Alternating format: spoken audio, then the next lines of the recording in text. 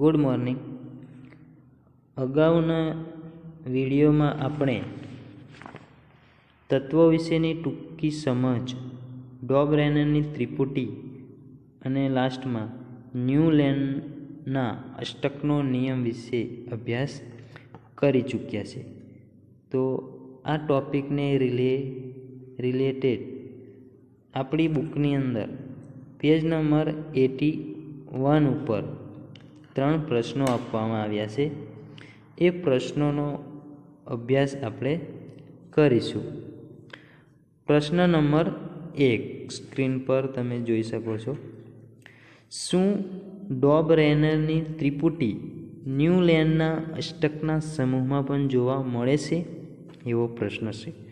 સરખામણી કરી શોધી કાઢો. તો આન્સરમાં તમે જોઈ શકો છો. હા, ડોબરેનરની ત્રિપુટી ન્યુલેનના અષ્ટકના સમૂહમાં પણ જોવા મળે છે. દાખલા તરીકે લિથિયમ, સોડિયમ અને પોટેશિયમ એ ડોબરેનરની ત્રિપુટી ધરાવે છે. તો લિથિયમ, સોડિયમ અને પોટેશિયમ એ ડોબરેનરની ત્રિપુટી ધરાવે છે. ત્રિપુટી એટલે 3નું જૂથ. જો આપણે લિથિયમને પ્રથમ તત્વ ગણીએ તો 8મું તત્વ સોડિયમ છે. તેમજ જો આપણે લિથિયમને પ્રથમ તત્વ ગણીએ તો 8મું તત્વ તેમાંનું પોટેશિયમ છે. તેવી જ રીતે ડોબરેનરની ત્રિપુટી બેરિલિયમ, મેગ્નેશિયમ અને કેલ્શિયમ તત્વો ધરાવતી ન્યુલેનના અષ્ટકના સમૂહમાં પણ જોવા મળે છે. આથી કહી શકાય કે ડોબરેનરની ત્રિપુટી ન્યુલેનના અષ્ટકના સમૂહમાં પણ જોવા મળે છે. તો આપણે ન્યુલેનના અષ્ટક જે આપણને બુકમાં આપેલું છે, ન્યુલેનનું અષ્ટક કોષ્ટક 5.3માં એના પર નજર કરીએ એટલે આપણને ખ્યાલ વધુ આવશે. આપણે જોયું કે ડોબરેનરની ત્રિપુટી ન્યુલેનના અષ્ટકના સમૂહમાં પણ જોવા મળે છે. અને બીજો આપણો સવાલ હતો, લિથિયમ, સોડિયમ અને પોટેશિયમ એ ડોબરેનરની ત્રિપુટી ધરાવે છે. અને તમે કોષ્ટકમાં જોઈ શકો છો. જો આપણે લિથિયમને પ્રથમ તત્વ ગણીએ તો 8મું તત્વ સોડિયમ છે. કોલમ 2માં તમે જોઈ શકો છો. શું કીધું છે આપણને?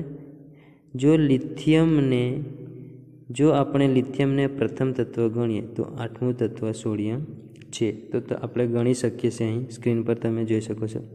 લિથિયમને આપણે પ્રથમ નંબર આપવાનો છે. તો 1, 2, 3, 4, 5, 6, 7 અને 8. તો સોડિયમ આવી ગયું. તો જો આપણે લિથિયમને પ્રથમ તત્વ ગણીએ તો 8મું તત્વ સોડિયમ છે. અને બીજું, જો આપણે લિથિયમને પ્રથમ તત્વ ગણીએ તો 8મું તત્વ તેમાંનું કેલ્વિન છે. એટલે કે ઊભી કોલમમાં જ આપણે ગણતરી કરવાની છે. શું કીધું છે? જો આપણે લિથિયમને પ્રથમ તત્વ ગણીએ તો 8મું તત્વ તેમાંનું કેલ્વિન છે.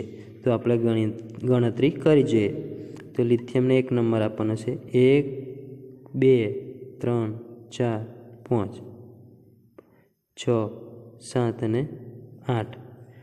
તો લિથિયમને પ્રથમ તત્વ ગણીએ તો 8મું તત્વ તેમાંનું કેલ્વિન જ છે. તો આ રીતે તમે ગણતરી કરી શકો છો. તો એટલે જ કહેવાયું છે કે પ્રત્યેક 8મા તત્વના ગુણધર્મ પ્રથમ તત્વના ગુણધર્મને મળતા આવે છે. તે જાણી તેની તુલના સંગીતના સૂરો સાથે કરી અને તેથી જ તેમણે તેને અષ્ટકનો સિદ્ધાંત કહ્યો. તે ન્યુલેનના અષ્ટકનો નિયમ તરીકે જાણીતો છે. તેવી જ રીતે ડોબરેનરની ત્રિપુટી બેરિલિયમ, મેગ્નેશિયમ અને કેલ્શિયમ તત્વો ધરાવતી ન્યુલેનના અષ્ટકના સમૂહમાં પણ જોવા મળે છે.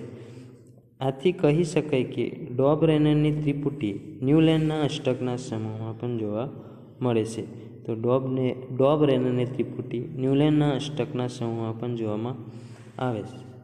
જોવામાં મળે છે.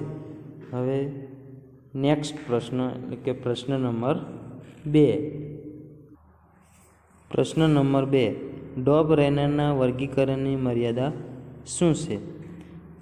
ડોબરેનરની વર્ગીકરણની મર્યાદા નીચે મુજબ આપેલી છે. પ્રથમ મર્યાદા છે, ડોબરેનર તે સમયે શોધાયેલા બધા જ તત્વોને ત્રિપુટીમાં વહેંચી શક્યા ન હતા.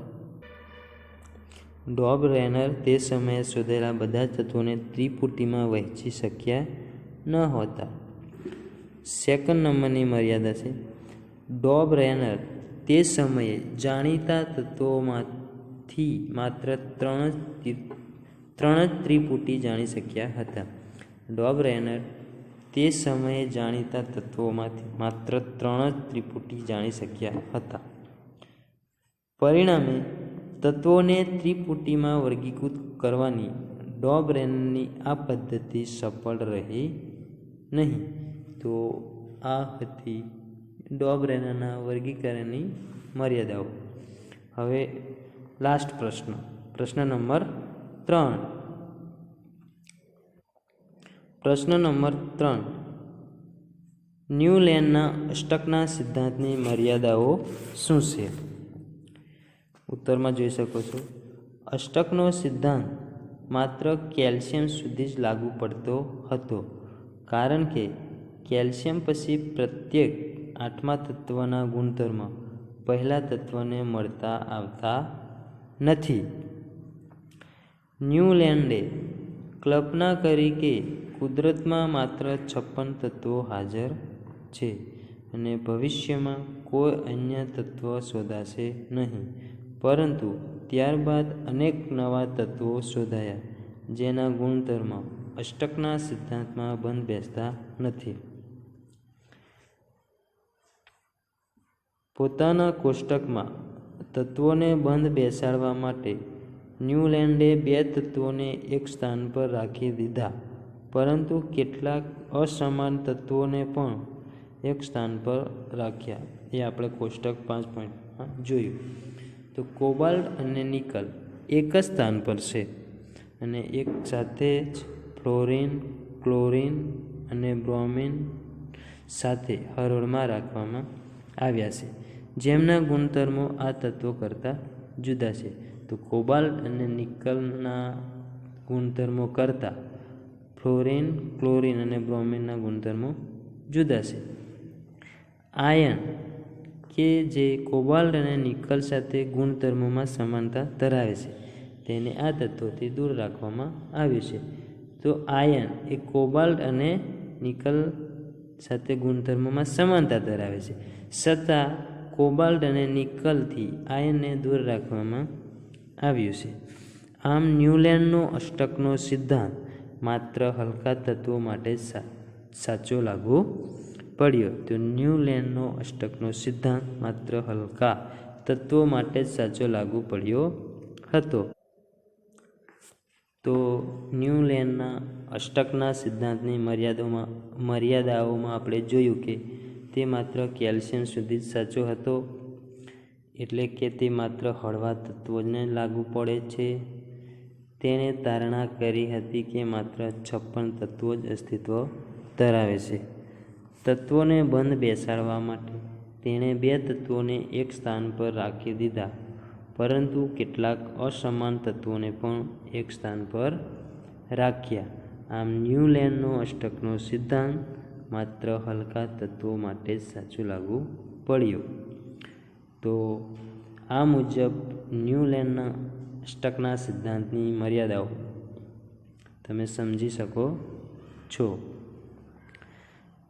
તો અહીં આપણે વિડીયો પૂર્ણ કરીએ છીએ.